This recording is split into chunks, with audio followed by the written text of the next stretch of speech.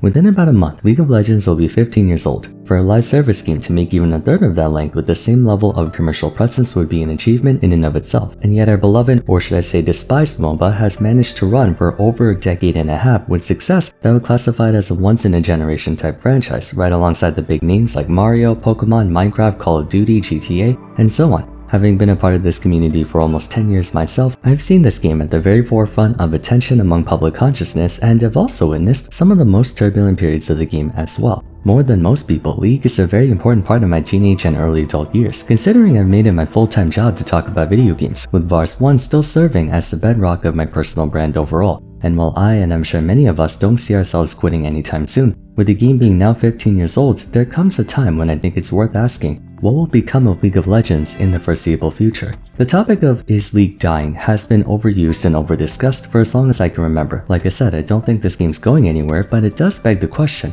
has the game reached its limit, or is there truly more growth it can tap into? For today, I want to discuss whether or not League is stagnating. Is the game at a point where all it can really do is maintain, not grow, and eventually slowly trickle off as players move on?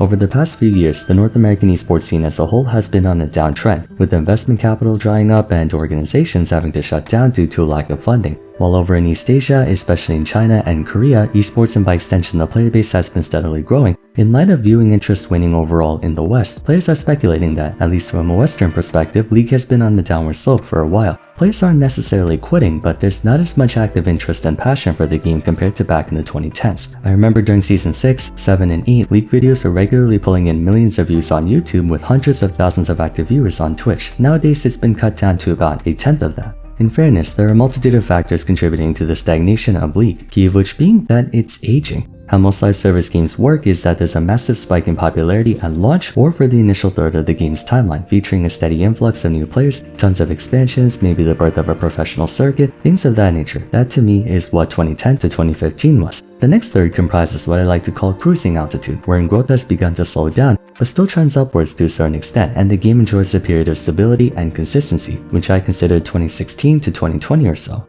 Then the final third entails either stagnation or decline. Again, not to imply the game is going to be completely irrelevant, but around here is where there's not as many new players coming in to offset existing players leaving, and overall interest in the game gradually falling off due to it being around for so long and no longer having that novelty behind it. That part is 2021 to 2025. All that's to say, League of Legends is growing old. It's still a wildly successful game with a monthly active user base in the 9-figure mark, but at a certain point, a game just becomes old. No matter how much new content you add to it, or how many expansions or overhauls you make, new things you put in place to try and spice things up, the name stays the same, the recognition stays the same, and beyond that, more than almost any other title, the game stays the same. That's both the central beauty and flaw of League. For all the changes they've made, the new champions, items, systems, and mechanics, Summoner's Rift is still Summoner's Rift. A person who quit back in 2015 can still come back today in 2024 since the fundamental experience has not changed. But therein lies the reason why I think League is and will be stagnating from this point onwards. The game is just old. Speaking as someone who grew up with video games his whole life and even went to school to learn more about the gaming industry, it's very much a 15 minutes of fame environment, as is the case for the entire entertainment industry. A video game hopefully finds success, and from then on you essentially have to hold on to relevance for as long as you possibly can before you eventually die off and have to start again. Some games manage to build a legacy spanning decades in the making, such as this one, or they might only just be a flavor of the month thing like Palworld, Among Us, things like that. As new titles enter the market, older ones eventually fall out of the market. From then on, ideally the goal is for said title to maintain a sizable enough player base after the initial mainstream hype wears out to live off of. It's not a very long-lived industry to say the least, especially when it comes to live service. This is why towards the tail end of the second third of League's timeline, Riot Games made a push to diversify their portfolio, creating a bunch of smaller games, entering the auto chess market with TFT, the FPS market with Valorant, and even making a Netflix animated series, Arcane, to spread to other areas of entertainment. They more than anyone know that League will only last for so long, and while they're obviously not going to abandon their flagship title, inevitably there comes a time when the game just doesn't have any more to offer to entice new players to join. So from an industry point of view, times have changed, interests have changed. Just like how MMOs like World of Warcraft, RuneScape, and MapleStory were the kings of the 2000s, MOBAs such as Dota and League were dominating the early 2010s, followed by shooters and battle royale games like Overwatch, PUBG, Apex, and Fortnite at the tail end. The meta, if you want to call it that, has moved on to the next trendy thing, and in this goldfish attention span market of ours, you'd be lucky to have more than a year of relevance before they move on to whatever new shiny toys front paged on Steam. Once more, even if Riot tries to completely overhaul the game's essential experience, it's still League of Legends, that one toy everyone bought and played with in 2009, which is probably collecting dust right now. Beyond the scope of the overall market though, I think there are a multitude of factors from within League of Legends itself that are responsible for the game's current stagnation. I could be generic and say that it's because the game is super toxic and all that stuff, but I actually have something else I want to talk about. A big reason for why I consider this game to be one of the best designed of all time on a conceptual level is because of how repetitive it can be. For crying out loud, barring ARAM and your occasional featured game mode,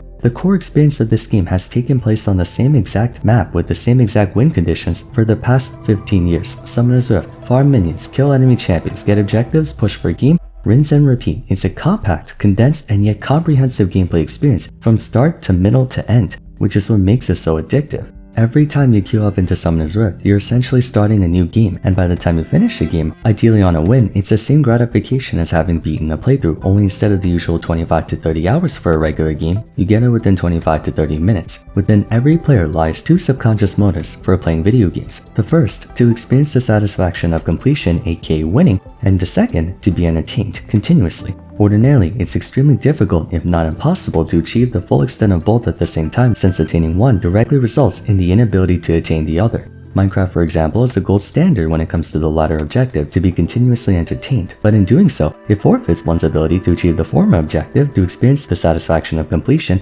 because the game never ends. That's why after a few months or even a few weeks, players grow bored of the game and quit, only to come back when they have another spike of nostalgia to create a brand new world and start all over again. Conversely, part of what makes the Nintendo franchise so legendary is because their games have the first objective down to an absolute science. Every Pokemon playthrough, Zelda playthrough, Mario playthrough, Kirby, Fire Emblem, what have you, is a modest length experience with a recognizable start, middle, and end point, ultimately leading up to the final conclusion. However, as a result, it's hard to experience the second objective of being entertained continuously, since naturally the game will be over. While for a number of them you're given the option to continue playing endlessly, that 25 to 30 hours of main storyline is where the bulk of one's enjoyment comes from. Not just that, but most older gamers, namely college-aged or even working adults, don't exactly have the time or interest to play through a 25 to 30 hour playthrough. For many, they just want a quick fix they can get in before the next class or during their commute to work, stuff like that, as evident by gacha and mobile games having been popular for the past few years. League is the perfect middle ground for that. Each game of Summoner's Rift is like a hyper-compact playthrough where laning phase marks the first badge, the first level, the first dungeon of a game, and the final late-game teamfight to decide victory or defeat is akin to fighting the champion of the Pokemon League, taking on Bowser, fighting whatever reality-shattering apocalyptic threat, all because Kirby wants to eat a slice of cake.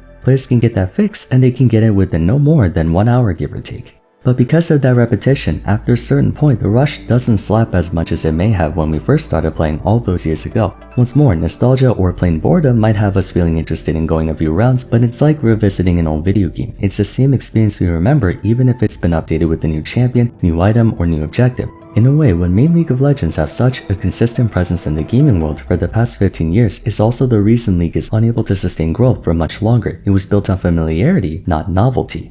No matter how many champions come out, how many different ways they try to spice up the Rift or stuff, League doesn't change and will not ever change, not significantly enough to give it a new image.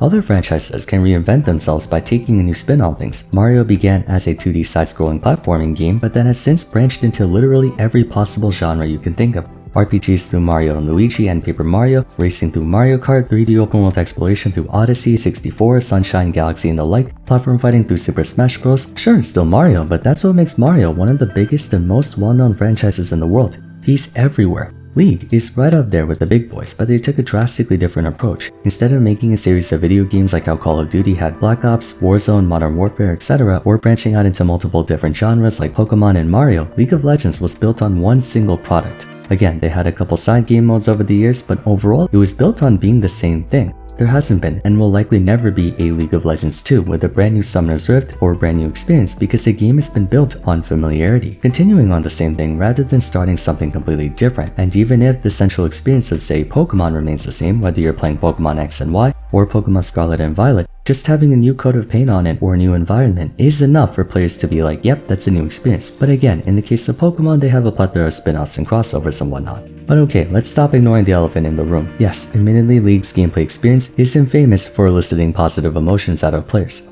For one, when was the last time you heard someone enthusiastically recommend their friends to play League? Anecdotally, everyone I know, including myself, whenever someone asks if it's worth trying out League, my immediate response is to tell them to run the f away from this game as quickly as possible. I've never once heard a single person be like, yeah, League is an awesome experience without a gun being pointed to their head. Beyond that, to this day, it still has arguably the most hostile new player experience I've ever seen out of any game. The tutorial teaches you absolutely nothing about how to play League beyond very simple controls, and then, after a few games against CPUs, you're effectively thrusted into a baptism of fire, forced to learn the game the hard way while at the same time being flamed endlessly by teammates. Frankly speaking, I haven't the slightest iota of a clue on how a prospective player is expected to learn the game without being guided by someone else. I'm a pretty quick study myself when it comes to games, and even I had to be literally handheld by a friend just to get my feet off the ground. I can't imagine starting out League by yourself. Now, given it's a PvP game, it's inevitable for there to be some amount of toxicity, but when also factoring in that you're being paired up with random players in a landscape where you're supposed to work in tandem with each other, loss of agency is the #1 source of frustration in this game. Everyone, and I repeat everyone, has experienced the frustrating helplessness of being in a position to carry but you're just too far behind as a result of one or multiple teammates making it excruciatingly difficult for you to do just about anything. As someone who enjoys competitive games, being an active Smash Ultimate and League player, League is far from being the only frustrating experience, but at the very least in a game like Smash, your capacity for success is solely determined by your own ability. If you lose, it's literally because skill issue. Despite never having played Fortnite myself, I can see why the Battle Royale genre became so popular during the late 2010s, early 2020s. It's got that same compact experience of start, middle, and end that League does, along with involving a massive group of players, but whether you win or lose comes down to how good you are. There's no possibility of teammates dragging you down. I do believe they have some semblance of squad play, but the core aspect of their version of quote-unquote solo queue is just that,